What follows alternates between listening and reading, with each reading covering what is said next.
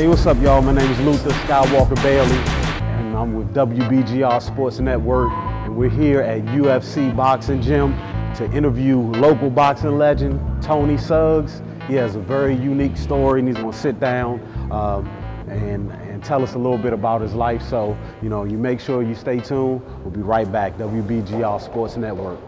Baselines and cars, anything fast. Hopping on my leg, yo, I'm on my fucking go bomb blast. Throw it in the bowl, throw your money last. Hide it in the past, sound never bomb blast. Throw it in the bowl.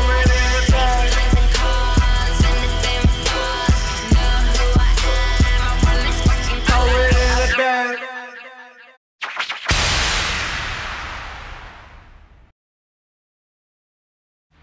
Local boxing legend Tony Suggs. How you doing today? I'm doing fine. How you doing, Luther? I'm doing good, good. Good to see you finally do this interview. Yeah. To start off, I talk all the time to boxing fans, but I want to ask this question to someone who's actually been in a ring. Pound for pound, what do you think about Floyd Mayweather? You think he's the best? Pound for pound, at this day and time, I think he is the best out there. I never was a Floyd Mayweather fan. I'm a brawler, a slugger, so I like to mix it up, and Floyd's style don't really appeal to me, but you got to give him his proper. So at this point in time, yes, I do think he's the best pound for pound at this time, and he came a long way. He matured a lot in the ring. So overall, of all times, would you put him up there, or it's a couple boxes ahead of him in your book? He will be in the list. He will be. I think we make top five, probably fifth, but top five. Well, you've been in the boxing game for how long? Since I was 16, and I think I retired like 36 was my last fight. So over the course of your career, what boxers have you met, got in the ring with, mixed it up with? Well, I fought every year in this boxing show called Fight Night, a big black tie affair, which all the major boxing stars participate in because it's a big fundraiser for border babies, for border kids, and I got to meet. Of course, I met Mike Tyson. We fought in tournaments together as amateurs, and then of course I met Sugar Ray. I was his sparring partner for 3 months for his last fight. But I got to meet Tommy Hearns, Alexis Arguello, Joe Frazier, Ken Norton. Willie Pep, the list goes on, I probably forgot more boxers that I met then, and one boxer I can't forget him, the greatest of all time, Muhammad Ali. I met him at a fundraiser for the disease that he has. How was it like meeting him? I guess that was surreal, kind of, Yeah, I mean, I guess that was one of the things that made me feel as a boxer that I reached a certain level when when you get to meet certain, and get to eat dinner with them and being invited to a benefit charity for the Parkinson's disease that he has, and I guess I appealed to Ali as a fighter because he kept hitting me, so I must have reminded him of somebody he fought. Right. So, because he kept punching me, We're mentioning legends. If you could have your dream fight in your prime and in their prime, who would you love to get in the ring, mix it up with, and why? I couldn't say Floyd because I hated defensive fighters.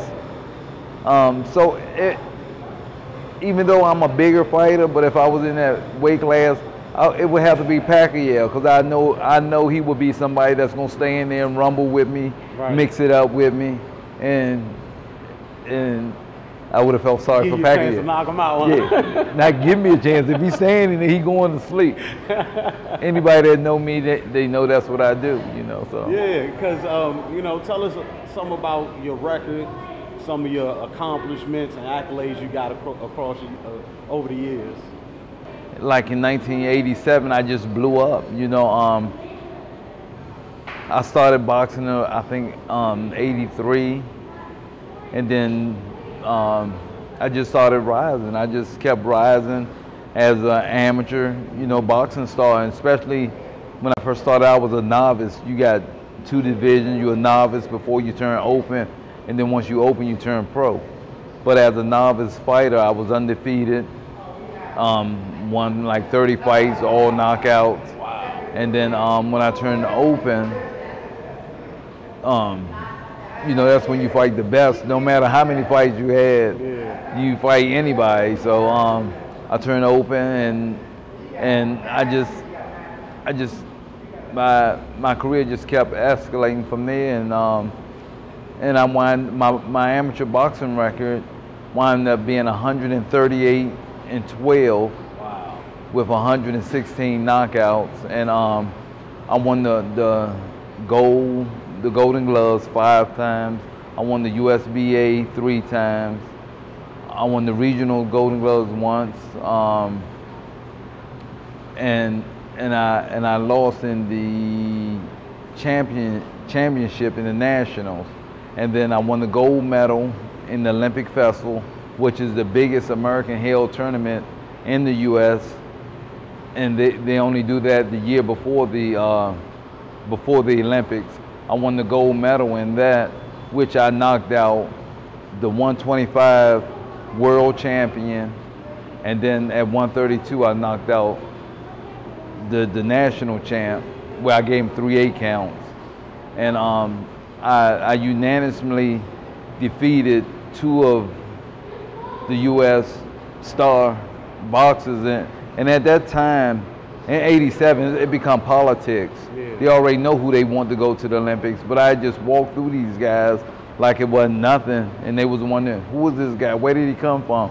So they immediately started sending me to all these international tours representing the United States, trying to get me ready for international styles, because I had become the man to beat for the 1988 Olympics, and I went over Hungary. Won the most outstanding fighter over in Hungary. You know, I've been to Sweden, and then after I won the gold medal in the Olympic Festival, you know, I was up there, and my daughter died of crib death.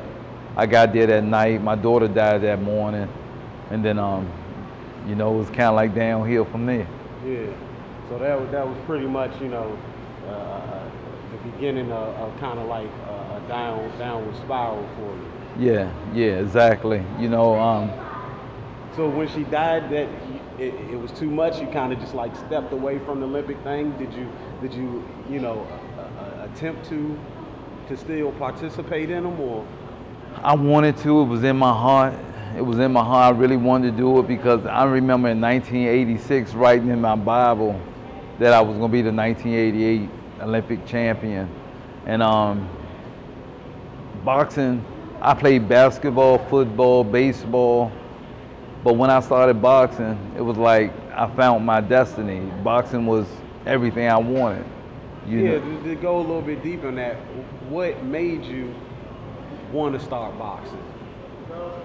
I didn't know I was going to be as good as I was in boxing, but I always wanted to box, because as a little kid, I remember going to see my grandmom in North Carolina, and when I go there, all my father's friends would come around, start talking to my father and talk about my father and brag on him, how good he was, and how he ran the little town called Pine Tops in North Carolina, and how neighboring different neighborhoods would ask my father, could they come to Pine Top to party there, you know, because he was like a mean little dude that ran the little town. And then, you know, my father was locked up for what reason I never really knew. But I remember going to my uncle's house one summer, and my uncle showed me this picture, black and white picture, of my father holding this huge trophy with boxing gloves on. And then I remember immediately jogging around my uncle's house, trying to get in shape, and he had this big metal vise, and I started lifting it, curling it, you know, and it's like I always wanted to box. You know, I wanted to box from that point. And ever since I could remember, my father holding up his hands saying jab, jab, right cross, jab, jab, right cross. But even though he was training me intentionally to be a southpaw, and I didn't know that. So for a long time as a kid, I was getting my right mixed up with my left because it was a jab, jab, left cross. Yeah. You know, but I guess he knew what he was doing because I pound my way all the way to the #1 spot in the country, #4 in the world, the man to beat for the 1988 Olympics. I'm Luther Skywalker Bailey, here with Tony Suggs and WBGR Sports Network. We'll be right back.